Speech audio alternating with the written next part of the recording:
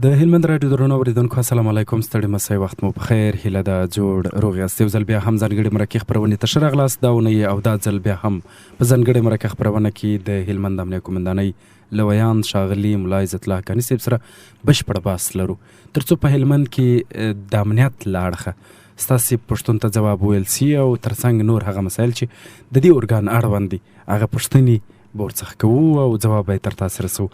پیل کې حقاني صاحب تاسو ښه راغلاست. وایم کور مدان چې موږ ته په ځانګړې مرکه خپرونه کې وخت راکړ تر څو د هیوادوالو پوښتنو ته ځواب وویل سي.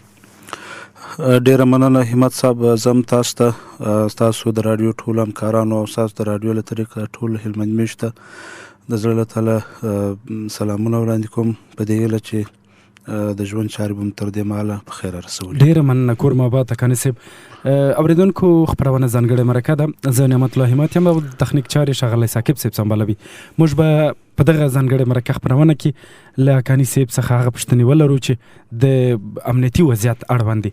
که پیل کې حقاني صاحب وپوښتو چې په دې وروستیو کې هلمند کې امنیتي حالات په کلي ډول څه ډول دی او خلک څومره راضي دي؟ هلمند کې امنیتي وضعیت پوره د اطمینان وړ دی. الحمدلله له کومې ورځې څخه چې اسلامي نظام قایم شوی دی هلمند کې هیڅ ډول نظامي پیښه نه ده ثبت شوې. لامل د امنیتي ځواکونو ترمنځ کلک همغږي او د ولسونو پوره ملاتړ دی چې په هر ډول حالاتو کې ولسونو د خپلو امنیتي ځواکونو سره وژه پر وژه درېدلي دي. بالکل، په دې برخه مشکل نشته. یعنی همغږي هم یو هغه لامل دی چې امنیت یې لا ټینګړی. بالکل همغږي په عموم کې په هر ځای کې هر وخت چې همغږي وي هلته به نظم او جوړښت وي. یوازې د امنیت په لحاظ نه که ووایو چې په یو کور کې همغږي د وړونو د کورنۍ تر مابین نه وي هلته به هم ګډوډي به وي. وروسته هم حقاني صاحب که بل پراخ بحث ته راسو، مثلا امنیتي مسؤلینو هڅې د نشي توکو پر وړاندې د مبارزې په برخه کې څومره ګړندۍ او ښه ساتلي. مخکې به کله چې د هلمند نوم یادېده د نشي توکو نوم ورسره تړلی و، نو په دغه برخه کې د امنیتي مسؤلینو هڅې څه ډول دي او کارونه یې لا څنګه مخ ته ځي؟ یوازې هلمند کې نه بلکې په افغانستان په ټولو ولایتونو کې مجاهدینو د مشرانو پوره اطاعت کوي او له کومې ورځې څخه چې د اسلامي امارت مشرتابه علي قدر امیر المؤمنین حفظه الله له لوري د نشي توکو کرکیل او کاروبار منع اعلان شوی دی. ټول مجاهدین په دې توانېدلي دي چې د نشي توکو د کاروبار او کرکیل مخه ونیسي او تر ډیره حده پورې ولسونه هم د دې کښت څخه لاس اخیستی دي او که محدودو کسانو بیا هم د نشي توکو په کاروبار لاس پورې کړی دي د امنیتي ځواکونو له لوري نیول شوي دي او اړوند ارګانونو ته معرفي شوي دي.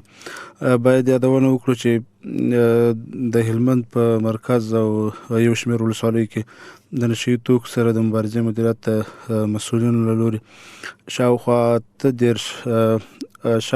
28 بابه مرکزونه چې نشي توکي پکښې پروسس کېدل او یا پلور پکښې کېدی هغه له منځه وړل شوي دي او په تړاو یې 389 تورن کسان هم نیول شوي دي چې هغه عدلیه او قضایي ارګانو ته معرفي شوي دي. بالکل بالکل. که پر دې موضوع نور هم پاتې شو، ځینې وخت ویل کېږي چې د هلمند په شمالي ولسوالیو کې د کوکنارو کرکیله کېږي، خو د بیرته مخنیوي یا د بیرته مخنیوي لپاره د کمپاین هغه څومره ښه کار کړی او هغه بیرته کرکیله له منځه وړی.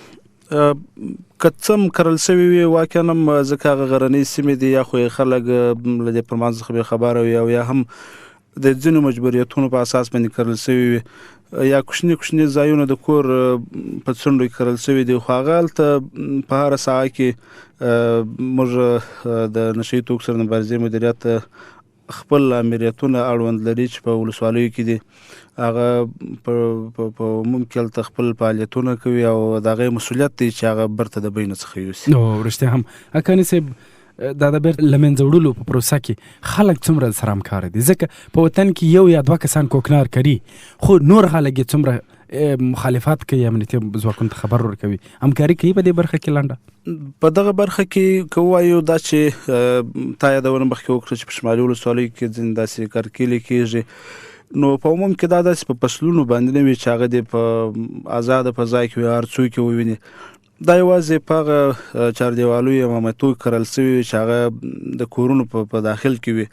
نو د خلکو همکاري دغه چې د دغو تاریاکو د کوکنارو د کرلو پر برابر امنیتي ځواکونو ته خبر ورکوي او هغه ورځي هغه له بینه وړي. دا د خلکو ملاتړ دی او هغه په دې برخه کې جدي دی چې باید دا منسي او نور ونه کړي. ورشتیا هم که یو بله پوښتنه هم وسي، مثلا د نشي توکو سره د مبارزې مدیریت په مخدره توکو د روږدو کسانو یا مثلا په اصطلاح موږ د معتادو کسانو د هغوی د درملنې د مخنیوي او کنټرول په برخه کې څومره کار شوی؟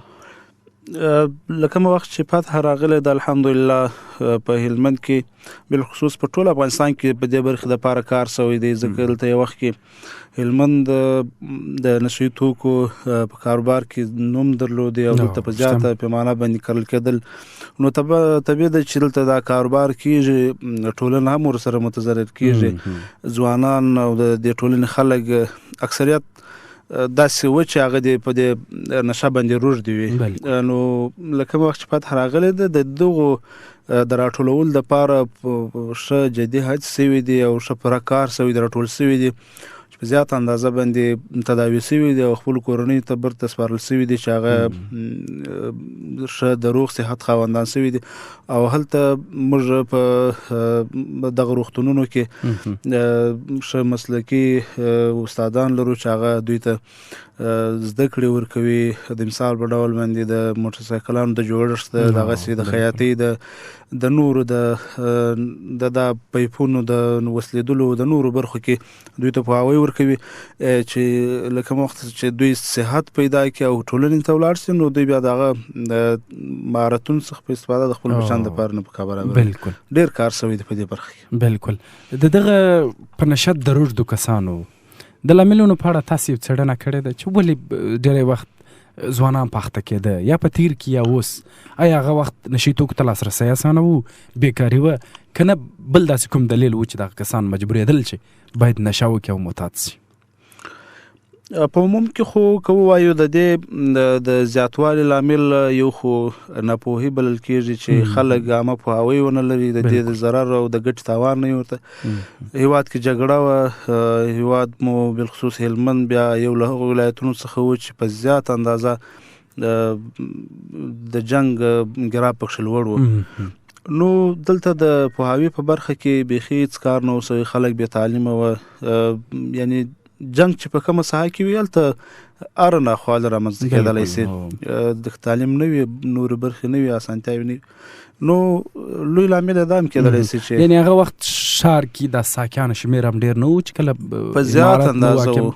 نو دا طبیعي ده چې په کومه ساحه کې معتادین زیات وي نو دا ساکیان به هم ورسره وي. ځکه چې ساکي نه وي نو دوی خو بیا د خپل نشي توکي نسي پیدا کولی او بیا چې بیا دوی وڅکوي.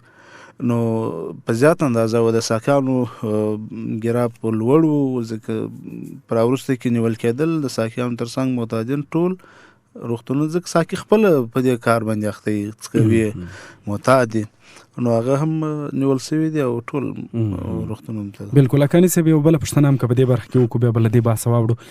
له کله چې د افغانستان اسلامي امارت پر افغانستان حاکم شوی له هغه وخته یا مثلا له هغه یو کال وروسته د نشي توکو کرکیله کاروبار هر څه بند شوي.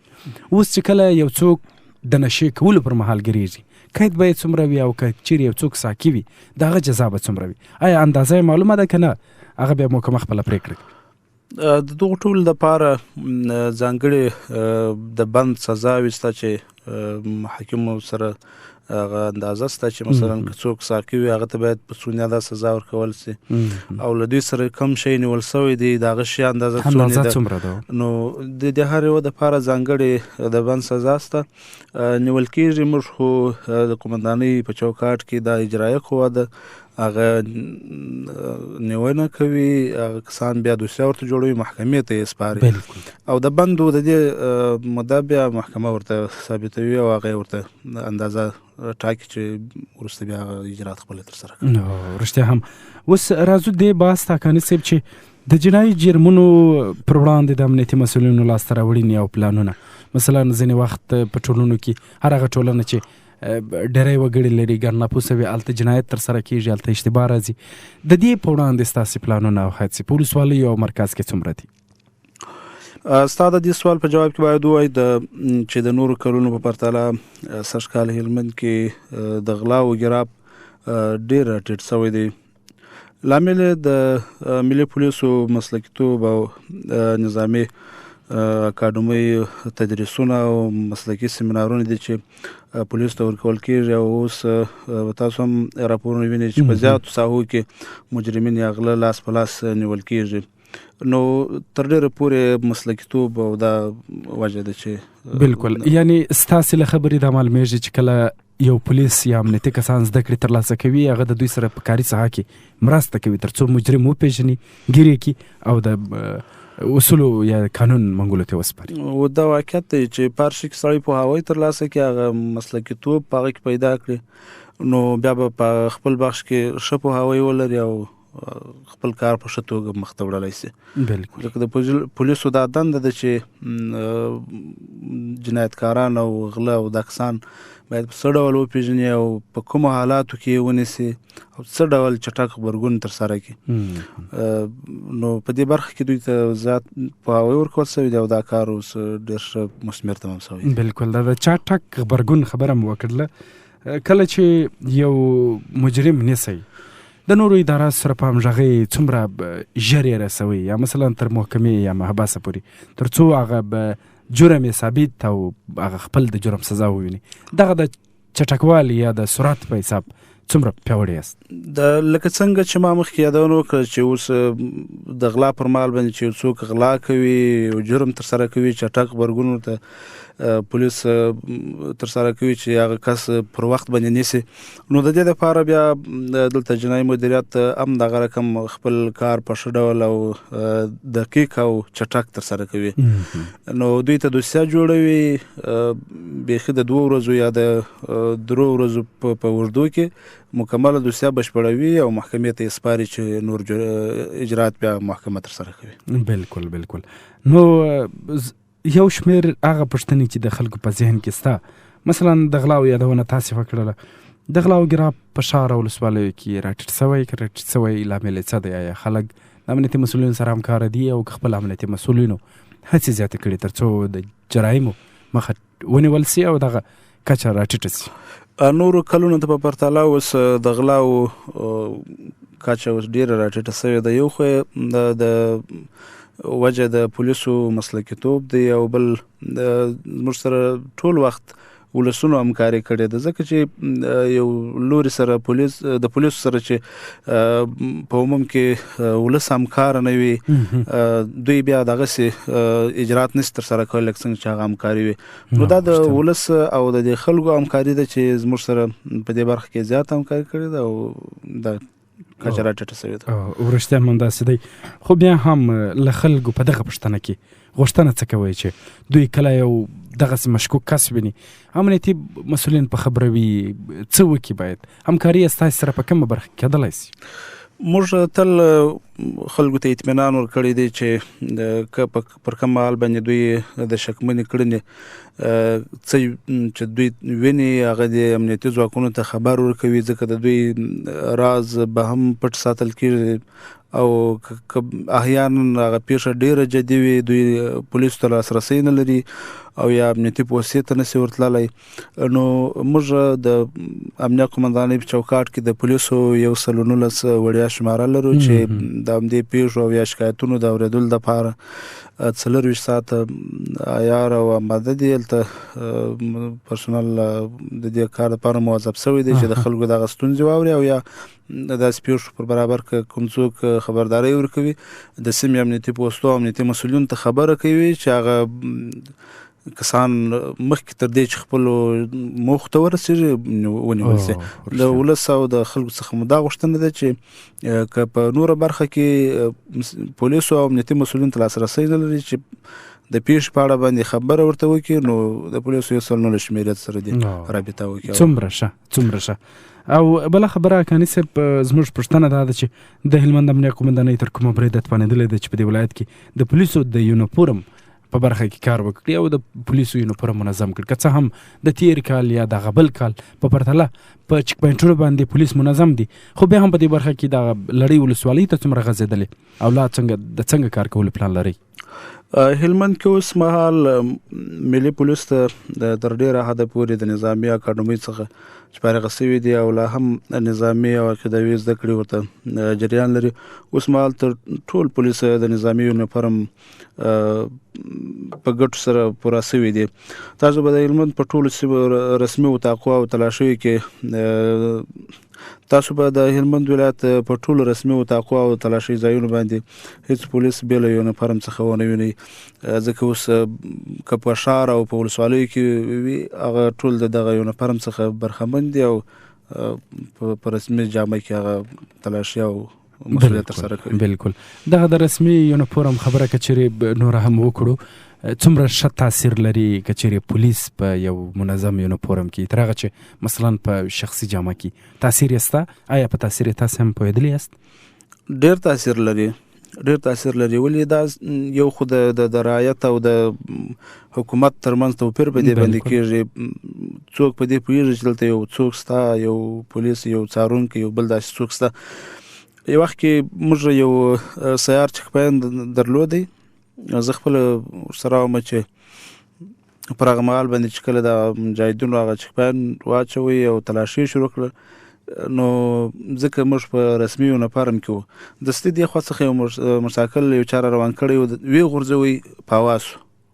نو بیا په دې وخت کې دلته څه دغه دوکاندارانو دا خلک وو، ځکه زموږ څخه څه په لرې ساحه کې دا کار کړی و، هغه خلکو خبره وکړه چې دلته داسې یو څوک وځغاستئ. نو بیا امنیتي ځواکونه چې څنګه چې په هوا سول او ورغله هغه خلک یې نفر یې ونیوی چې ولې څه پیښه وه چې داسې دا کار ترسره کوي. نو د سره توپنچه ورسره وه، چاړه ورسره وه او دا موټرسایکل یې غلا کړی و. نو یو لوی تاثیر دا دی چې په داسې حالاتو کې هر څوک په دې پوهېږي جنایتکار چې ولې دلته یو څوک شته، امنیتي ځواکونه شته، د دوی پیژندنه په دغه یونیفورم باندې کېږي. او که دا اوس په شخصي جامو کې وي هغه هر داسې یو کړنه ترسره کوي. نو دا یو لوی تاثیر دی. دا یو ښه مثال دی چې مثلا دوی خبرېږي چې یو رسمي چک پاینټ یا په یو رسمي یونیفورم کې پولیس ولاړ دی چې کله په راځي هغه خپل حالت له لاسه ورکوي، یعنی مثلا دی تر تاثیر لاندې کېږي، تر تاثیر لاندې راځي او خپل هغه هدفونه یې خنثی کېږي. او رښتیا هم یو بله خبره چې زه پر دغه یونیفورم باندې وکم، هر هغه ځای چې هلته رسمي کسان یا د امارات مثلا هغه رسمي پولیس یا که د اردو ولاړی هغه تاثیر را هغه منظموالی ډېر شي، یعنی یو څوک د ښه امنیت هغه یو ډول فکر کوي، نو دا باید تاثیر نور هم زیات وي. طبعا یو بله پوښتنه چې د هلمند د امنیه قومندانۍ د ولسوالیو له امنیتي مسؤلینو سره تر کومه بریده خپل همغږي ښه ساتلې او لا هم په دې برخه کې ستاسې هڅې څه دي؟ ما په لومړي سر کې هم وویله چې هلمند کې هیڅ امنیتي پیښه نه ده روان سوې او چې لامل یې د ټولو امنیتي ارګان او ملکي ادارو ترمنځ کلکه همغږي ده چې اوس مهال پوره امنیت ټینګ دی او دا د کلکې همغږۍ نتیجه هم ده. که په عامه اصطلاح ووایو زموږ د بریا لوی راز اطاعت او کلک همغږي ده. بالکل، یعنی مثلا که چیرې په ولسوالۍ کې یوه لاسته راوړنه یا خدای مکړه یو پیښه ژر سره په جریان کېږي، هغه د مخابرې عمومي سیستم هم فعال دی، یعنی تر څو لا دغه همغږي ټینګه او هغه د وخت د تقاضا سره سم خبرونه سره ورسیږي. موږ په هلمند کې 18 ولسوالۍ لرو چې ډېرې لرې پرتې ولسوالۍ هم دي، لکه ناومیش او باغران، بغنۍ، دغسې بارمچا دي شو، دغه لرې پرتې ولسوالۍ دي. د دغه لرو پرتو ولسوالۍ سره هم موږ د مخابرې په توسط باندې 24 ساعته په لاین کې او له ټولو سره همغږي لرو. که کومه پیښه دستي کېږي سمدلاسه مرکز په جریان کېږي، هغه کوم څه چې تر مرکز پورې تړلي وي هغه کړنه ترسره کوي. که نو په سیمه کې د امنیتي پولیس او امنیتي مسؤلین شته، هغه لاس په کار کېږي چې هغه پیښه ته رسېدنه وکړي او اجرا ترسره کړي.